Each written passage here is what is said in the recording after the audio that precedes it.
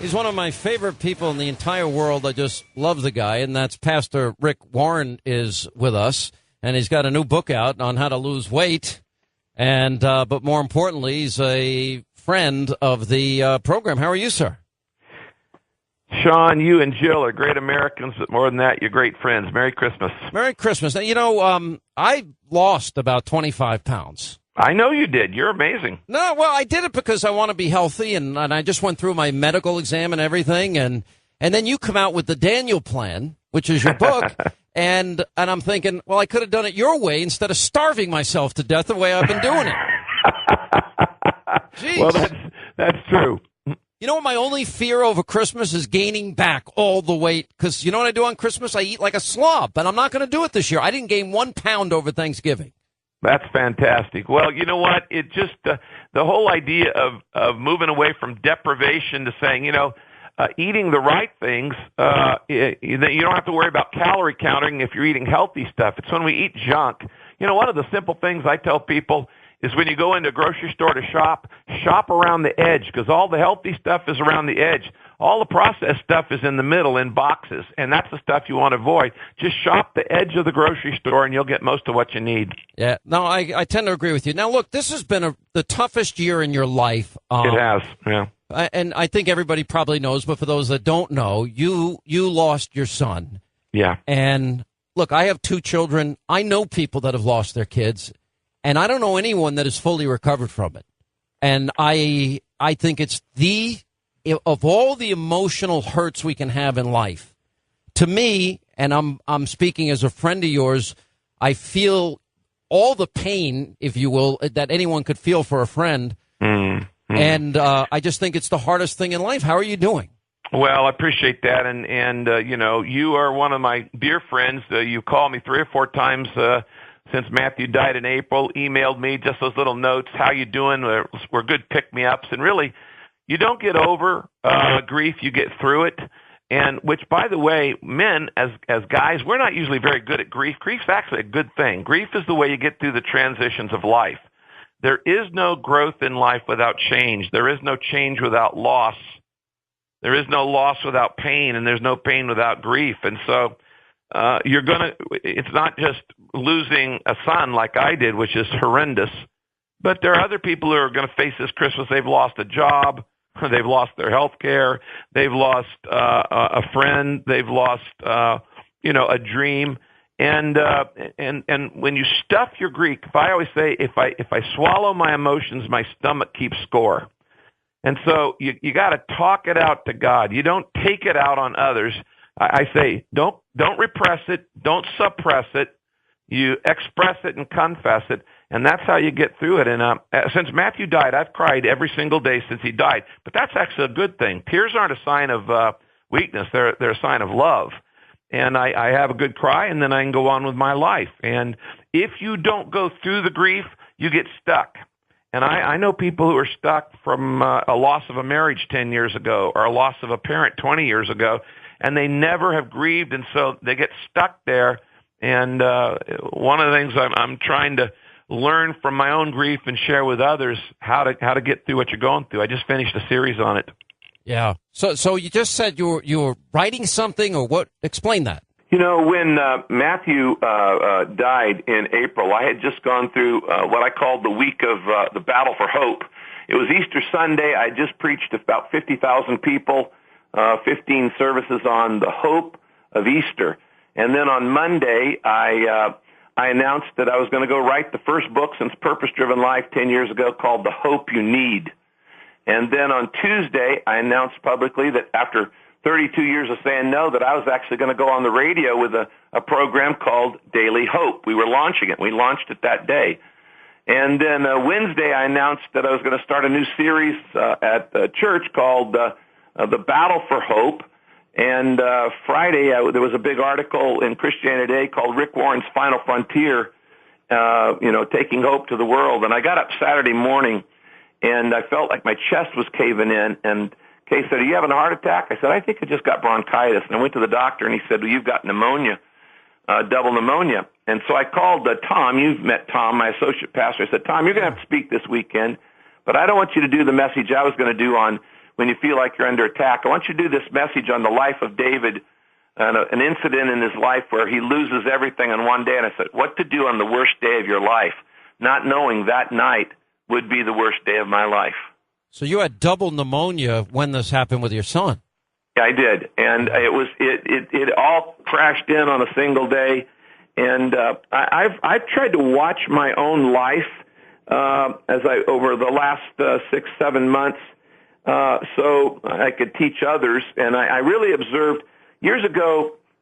Elizabeth Kubler-Ross talked about 4 stages of death and dying, but I actually think there are 6 stages of grief, and they are shock, sorrow, struggle, then surrender, sanctification, and ultimately service. First, you get the shock, and for when you lose a son by suicide, that shock wasn't a day; it was over a month. I just kept waiting for him to come in the door. He had a tender heart, but a troubled mind. He was born with mental illness, struggled with it his entire life. And then you go into sorrow, and shock's a human emotion. Sorrow's a godly emotion. God sorrows. The Bible says God weeps, God grieves. The Bible says Jesus wept. Then you move to phase 3, which is the struggle phase, and that's the why. Why me? Why now? Why this? Why did it happen? Why? And there's nothing wrong with asking why until you realize you're not going to get the answer on this side of eternity, because most of the things we're just not going to know on this side of eternity. It's okay to ask why. Even Jesus on the cross says, my God, why? So if it's okay for Jesus to ask, it's okay for me to ask. But the real struggle is when you move from struggle to surrender and you say, I don't have to know the why. See, we often think in a tough time that it's that an explanation is going to make us feel better, but it doesn't. What you need is the closeness or the presence of God, not an explanation. If my wife were to die tomorrow and I knew why, it wouldn't make it any easier. I'd still struggle with it. You didn't so you mention got to go to surrender, where you just let it go. You didn't mention and anger. Say, I'm gonna. You can either run to God or you can run away from Him. And about half of the people in life run to Him, and about half people run away. I figured out it's more comforting to run to Him. Well, you didn't mention anger in all of this. You ever get angry about it? No, I didn't get angry. I did get. I guess you could say I could get angry, because in the struggle is all of those emotions. It's anger, it's fear, it's doubt, it's questioning. A lot of people are afraid to admit anger. There's nothing wrong with getting angry. In fact, there's nothing wrong with getting angry with God. A lot of people don't realize the book of Psalms, which is the largest book in the middle of the Bible, there's 150 of those, and they're all not about thanksgiving and praise. 1/3 of them are kind of rants. They're called laments. Yep. And 1/3 of them, David's going, God, I don't like this. This is terrible. You cheated me. You lied to me. Life sucks. And then and God can handle that as much as a little child beating on my leg, having a temper tantrum, and I'm the parent. I can handle that. God can handle my frustration, my anger. In fact, He'd rather have me be angry than to walk away from Him. Wrestling is a contact sport, and as long as you're wrestling with God, you'll come to the right conclusion, and you eventually get to that 4th stage, surrender, where I wrote in my journal, I'd rather walk with God and not have all the answers.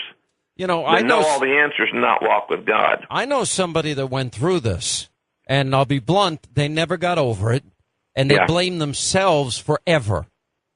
They thought they were responsible. You know what? Blame is a waste of time, and so is second guessing. Yeah.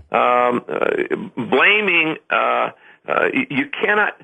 Worry and blame are the 2 negative emotions that are worthless. In other words, we blame ourselves and we blame others for the past, and we worry about the future, so we mess up today.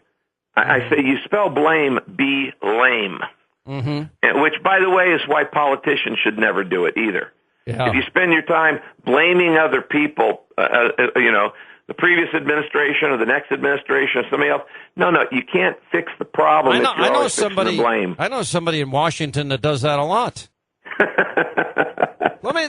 Really? Yeah. Well, I'm not going to drag you in there. You after this all happened, because you were on a really good track when the weight loss stuff, and then you told me when I saw you that you had gained some weight back. Yeah, you know what? When we started the Daniel Plan a couple years ago at Saddleback, I I got up on a Sunday and I said, guys, I'm out of shape and I'm a terrible example to you. No, you're not telling I've only gained 2 or 3 pounds a year, but I've been your pastor for 30 years. Yeah, but you got to tell the 90 whole pounds. And I said, anybody else want to sign up?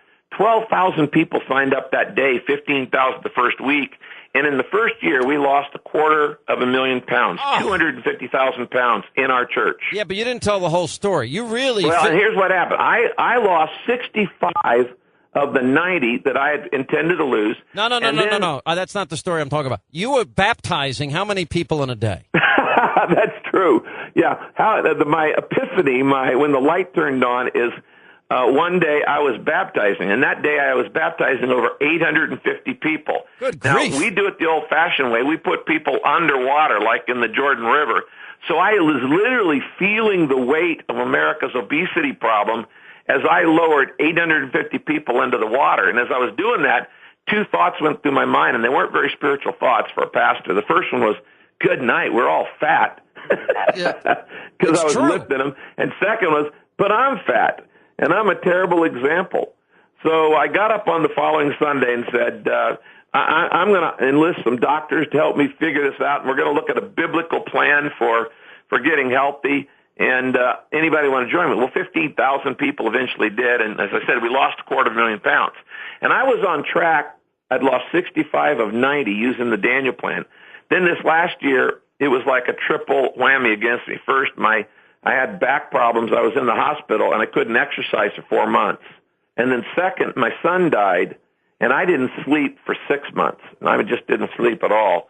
Oh. And then third, I had all these wonderful people in my church bringing me casseroles every day. Yeah. And I put on about 35 of that back. Yeah. Now, when I got through the next phase of grief, I just went back. I knew what to do. I went back on the Daniel plan, and I've already lost 40 now of the 30. So I'm back on track to get my total of 90 lost. You know what? And actually, I willingly share that because relapse is part of recovery, and it's okay. And I want to say to anybody out there who's tried diet after diet after diet after diet and then given up, they really ought to try the Daniel plan because it's got 3 unique factors that none of them others have, and it'll help them.